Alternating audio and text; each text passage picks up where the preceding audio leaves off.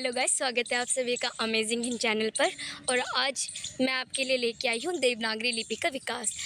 ये हमने UPSC, EPFO, ESIC जो जीएसटी का सिलेबस है उसको हम कवर करवा रहे हैं। पहले भी हमने इसकी 3 क्लास ली थी। ये हमारी चौथी क्लास है जिसका टॉपिक है देवनागरी लिपि का विकास। तो चलिए शुरुआत करते हैं। पहले हम लिपि किसे कहते हैं, लिपि के बारे में समझेंगे, फिर आगे हम इसके विकास के बारे में समझेंगे। तो शुरुआत करते हैं, पहले हम लिपि किसे कहते हैं और साथ साथ आज हम इसमें देखेंगे इनके प्रश्नों को कि किस प्रकार से पूछे जाते हैं या फिर ज़्यादा आने के चांसेस है इसमें। तो चलिए शुरुआत करते हैं। लिपि किसे कहते हैं। लिपि किसे कहते हैं, लिखित ध्वनि संकेतों को लिपि कहा जाता है। किसी भाषा को जिन ध्वनि संकेतों के माध्यम से लिखा जाता है उन ध्वनि संकेतों को उस भाषा की लिपि कहते हैं। उदाहरण के लिए देखिए, हिंदी देवनागरी लिपि में, अंग्रेजी रोमन लिपि में और उर्दू फारसी लिपि में लिखी जाती है। भारत के प्राचीन शिलालेखों एवं सिक्के में 2 लिपियाँ मिलती हैं।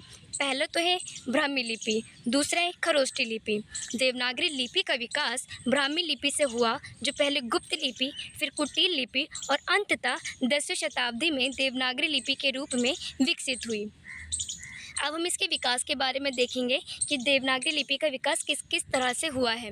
उत्तरी ब्राह्मी से नागरी लिपि का विकास, पहला आता है हमारा उत्तरी ब्राह्मी 350 ईस्वी तक। फिर उसके बाद जो आता है वो है गुप्त लिपि, जो कि है 4 से 5वीं सदी तक। फिर आता है सिद्ध मातृका लिपि यानी कि 6वीं सदी। फिर आता है हमारा कुटिल लिपि, और कुटिल लिपि के अंतर्गत ही 2 लिपियाँ देखने को मिलती है, नागरी और शारदा। शारदा के अंतर्गत आता है गुरुमुखी, कश्मीरी, लहंदा और टाकरी। देवनागरी लिपि का नामकरण कुछ विद्वानों गुजरात के नागर ब्राह्मणों की लिपि होने से इसे नागरी लिपि कहते हैं। कुछ अन्य विद्वान के अनुसार नगर की लिपि होने से इसे नागरी लिपि कहते हैं। यानी कि विद्वान कहते हैं कि नगर की लिपि होने से इसे नागरी लिपि कहते हैं। एक अन्य मत से नागवंशी राजाओं की लिपि होने से इसे नागरी कहा गया। तांत्रिका चिन्ह देवनागरी से संबंधित होने के कारण इसे नागरी कहा गया है। देवनागरी लिपि का विकास, देवनागरी लिपि का सर्वप्रथम प्रयोग गुजरात के नरेश जयभट्ट के एक शिलालेख में मिलता है। 8वीं शताब्दी में राष्ट्रकुल नरेशों में भी यह लिपि प्रचलित थी और 9वीं शताब्दी में बड़ौदा के ध्रुवराज ने भी अपने राज्य देशों में इसी लिपि का प्रयोग किया। ये लिपि भारत के सर्वाधिक क्षेत्रों में प्रचलित रही है, जैसे उत्तर प्रदेश, मध्य प्रदेश, बिहार, महाराष्ट्र, राजस्थान, गुजरात आदि प्रांतों में उपलब्ध शिलालेख, ताम्रपत्रों, हस्तलिखित प्राचीन ग्रंथों में देवनागरी लिपि का ही सर्वाधिक प्रयोग हुआ है।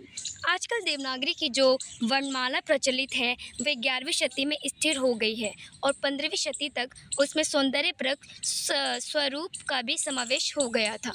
अब देखिए देवनागरी में सुधार और संशोधन क्या क्या थे। तो देवनागरी लिपि में समय समय पर अनेक सुधार एवं संशोधन होते रहे हैं, जिन्हें देवनागरी लिपि का विकासात्मक इतिहास कहा जा सकता है। ये सुधार इसके दोषों का निराकरण करने हेतु तथा इसे लेखन एवं टंकन आदि की दृष्टि से अधिक उपयोगी बनाने हेतु किए जाते हैं। पहला, सर्वप्रथम बम्बई के महादेव गोविंद रानडे ने एक लिपि सुधार समिति का गठन किया। तदंतर महाराष्ट्र साहित्य परिषद पुणे ने सुधार योजना तैयार की थी। दूसरा, सन 1904 में तिलक ने केसरी पत्र में देवनागरी लिपि के सुधार की चर्चा की। परिणामतः देवनागरी के टाइपों की संख्या 190 निर्धारित की गई और इन्हें टिकल टाइप कहा गया। इन्हें तिलक टाइप कहा गया। काका कालेलकर की बहुत सी पुस्तकों में इस लिपि का प्रयोग किया गया है। अब हम इसकी प्रश्नोत्तरी के बारे में देखते हैं कि कैसे कैसे आया था। चलिए अब हम इसके प्रश्नों को देख लेते हैं कि देवनागरी लिपि के विकास में प्रश्न किस किस प्रकार से पूछे जाते हैं और आने की संभावनाएं हैं। तो देखिए पहला प्रश्न है हमारे सामने, अशोक ने किस लिपि का प्रयोग राष्ट्रीय लिपि के रूप में किया है। इसमें पूछ रहा है अशोक ने किस लिपि का प्रयोग राष्ट्रीय लिपि के रूप में किया है। तो इसका जो विकल्प है वो ये है कि ब्राह्मी, खरोष्ठी, ग्रीक या अरमाइक। तो इसका जो उत्तर होगा वो है ब्राह्मी। अशोक ने राष्ट्रीय लिपि ब्राह्मी लिपि के रूप में प्रयोग किया है। इसका दूसरा प्रश्न है, किस काल की लिपि का चित्राक्षर लिपि कहा जाता है।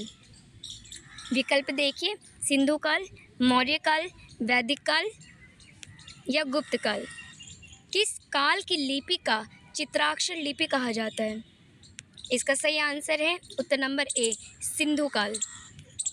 फिर है, किस लिपि को सभी लिपियों का जन्मदाता कहा जाता है? मोस्ट इम्पोर्टेंट क्वेश्चन है ये कि किस लिपि को सभी लिपियों का जन्मदाता कहा जाता है। ऑप्शन है ब्राह्मी, खरोष्टी, मुड़ी या फिर नागी। तो इसका सही आंसर है ब्राह्मी। ब्राह्मी लिपि लिखी जाती है।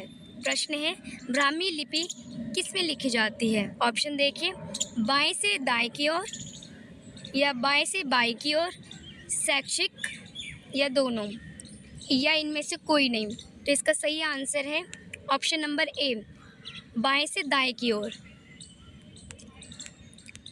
अगला क्वेश्चन है, अशोक का मानसेहरा और शाहबाजगढ़ी अभिलेख किस लिपि में है? विकल्प देखिए, ब्राह्मी लिपि, खरोष्टी लिपि, अरमाइक लिपि, देवनागरी लिपि। इसका सही आंसर है खरोष्टी लिपि। अगला क्वेश्चन है, आधुनिक देवनागरी लिपि का प्राचीन रूप है। इम्पोर्टेंट क्वेश्चन है ये, आधुनिक देवनागरी लिपि का प्राचीन रूप है। ऑप्शन है खरोष्टी, ब्राह्मी, देवप्रिय, पाली। इसका सही आंसर है ब्राह्मी। अगला क्वेश्चन है, अशोक का कौन शाबरशिप 2 लिपियों ग्रीक प्लस अरमाइक में प्राप्त हुआ है? ऑप्शन देखिए, शाहबाजगढ़ी, मानसेहरा, कालसी, शारेकुना। इसका सही आंसर है डी, यानी कि शारेकुना। अगला क्वेश्चन है, भारत की सबसे प्राचीन लिपि है, भारत की जो सबसे प्राचीन लिपि है वो कौन सी है? ऑप्शन देखिए, सिंधी, प्राकृतिक, खरोष्टी, ब्राह्मी। इसका सही आंसर है डी, यानी कि ब्राह्मी। अगला क्वेश्चन है, खरोष्टी लिपि किस लिखी जाती है? खरोष्टी लिपि लिखी जाती है, ऑप्शन देखिए, बाएं से दाएं की ओर, बाएं से बाएं की ओर, शैक्षिक दोनों या इनमें से कोई नहीं। तो इसका सही आंसर है ऑप्शन नंबर बी, बाएं से बाएं की ओर। अगला क्वेश्चन है, पंजाबी भाषा किस लिपि में लिखी जाती है? पंजाबी जो भाषाएं हैं वो किस लिपि में लिखी जाती है, वो ये प्रश्न पूछ रहा है। तो इसका ऑप्शन है देवनागरी, गुरुमुखी, इंडो ईरानी या फिर सिंधी। इसका सरल आंसर है गुरुमुखी। गुरुमुखी में पंजाबी भाषा की लिपि है और इसी में ही लिखी जाती है। तो देखिए, ये हमारी थी MCQ यानी कि प्रश्नोत्तरी देवनागरी लिपि के विकास में। अब हम इसमें जो ध्यान देने वाली बात है वो ये है कि इसका जो विकास हुआ है वो किस प्रकार से हुआ है तथा कैसे कैसे हुआ है।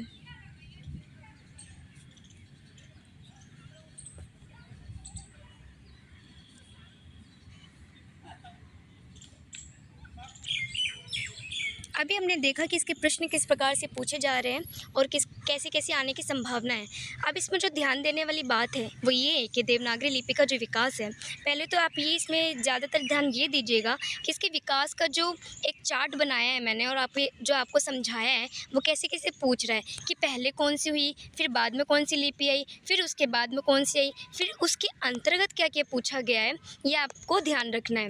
फिर साथ साथ ये ध्यान रखने वाली बात है कि इसमें जो इसका नामकरण है वो किन किन विद्वानों से और कहाँ कहाँ के प्रांतों से लिया गया है, आप इन्हें याद कीजिएगा। फिर साथ साथ ये भी कि लिपि का जो विकास है इसमें जो गुजरात प्रांत के नरेश जयभट्ट के एक शिलालेख में मिलता है, आप इसे ध्यान दीजिएगा। फिर साथ साथ कि ये 8वीं शताब्दी में राष्ट्रकुल नरेशों में ये लिपि प्रचलित थी और 9वीं शताब्दी के बड़ौदा के ध्रुवराज ने अपने राज्य देशों की इस लिपि का प्रयोग किया था।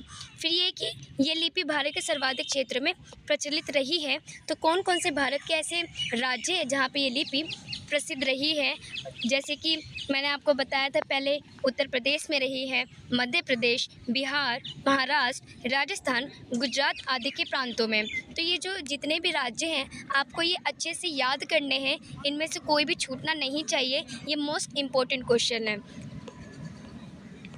फिर इसके जो देवनागरी में सुधार और संशोधन हुए हैं वो कैसे कैसे और कब कब हुए हैं ये ध्यान दीजिए, क्योंकि देखिए यूपीएससी ईपीएफओ का पेपर जीएसटी का ऐसा है जिसमें ज़्यादातर अनुच्छेद और संशोधन से क्वेश्चन आते हैं और हमेशा ही पूछे जाते हैं। तो सिलेबस में कोई सा भी पार्ट लगा हो उसमें हमें संशोधन अच्छे से पढ़ के जाने, ताकि ज़्यादा से ज़्यादा जो क्वेश्चन बनेंगे वो इसी में से बनेंगे। तो आप देवनागरी लिपि का जो विकास है उसका जो सुधार और संशोधन है उसे ध्यान से पढ़िएगा। जैसे कि मैंने आपको बताया था कि सर्वप्रथम मुंबई के महादेव गोविंद रानडे ने लिपि के सुधार समिति का गठन किया, ये आपको याद रखना है। फिर ये था कि 1904 में तिलक ने केसरी पत्र में देवनागरी लिपि के सुधार की चर्चा की थी, ये आपको याद रखना है। फिर इसके टाइप्स और संख्या याद करनी है जो 190 है।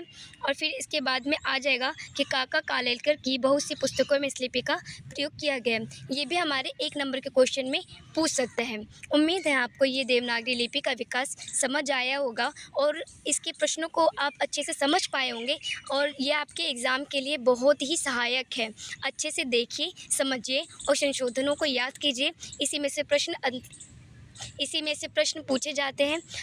यदि आपको इसका पीडीएफ चाहिए तो हमारे टेलीग्राम चैनल पर ये उपलब्ध है।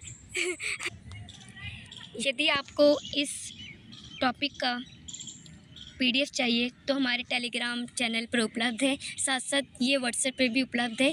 ये हम आपको चैनल के डिस्क्रिप्शन में दे देंगे। उम्मीद है आपको ये पसंद आएगी। ये ऐसे ही अगला टॉपिक मैं आपके लिए जल्द ही लेके आऊँगी। बहुत बहुत शुक्रिया।